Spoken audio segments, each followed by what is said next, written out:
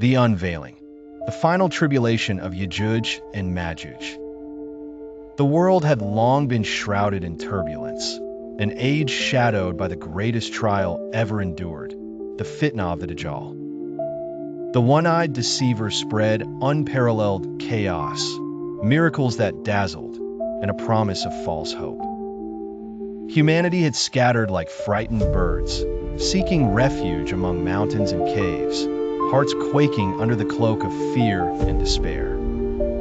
It was in the moment when darkness pressed most heavily upon the world that a glimmer of divine mercy pierced through. Allah, in His infinite wisdom, sent Prophet Isa, peace be upon him, from the heavens.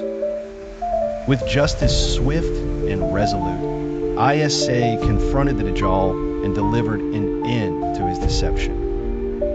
Joy once again fluttered in children's laughter, families embraced in serenity, and the land basked in the calm after the storm. Yet, this serenity was destined to be fleeting, a silence before an even greater storm.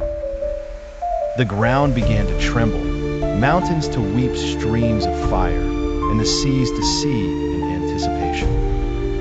From the core of the earth, an ancient terror awakened. Yajuj and Majuj, terrifying nations spoken of in whispers and shivers, erupted forth. Their eyes blazed red with fury, teeth gnashed sharper than any wolf, claws curved for rending, and their hunger was a pit with no bottom. They were the tide that drowned hope, the tempest that shredded all resistance. Cities crumbled in their stampede, rivers vanished at their lips, and creatures fled only to be overtaken by doom. Against them, no army stood. No human defense proved a match. Only the command of Allah would close this dreadful chapter. Throughout history, scholars argued their nature. Were they wild men from the farthest reaches of Earth, Mongol, Turkic, or some unknown nation hidden beyond northern China, as suggested by Imam Tabari and Ibn Kathir?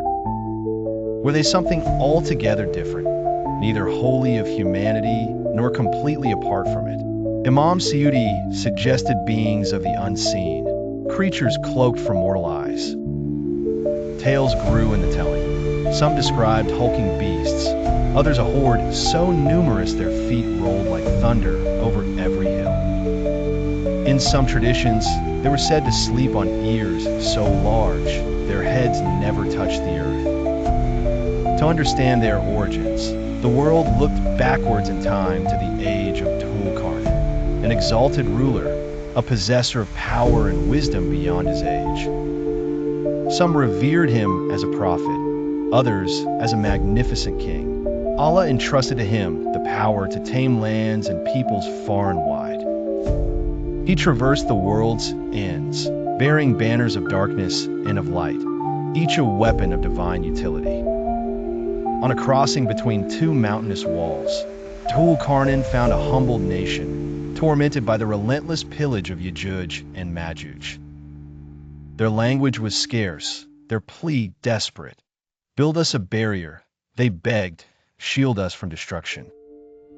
And so, with strength gifted by Allah, he summoned iron and copper, forged a wall of fire and metal, a monumental rampart between despair and annihilation.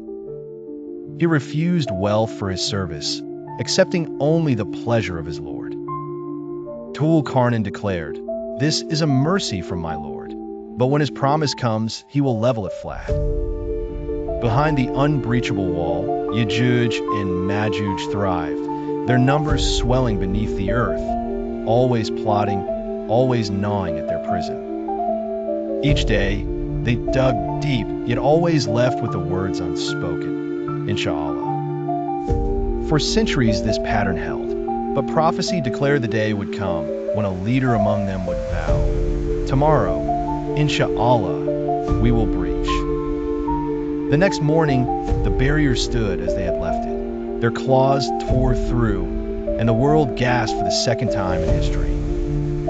They emerged in a flood, devouring and annihilating. They drained Lake Tiberias, emptied the Euphrates, stripped the land of life's every blessing.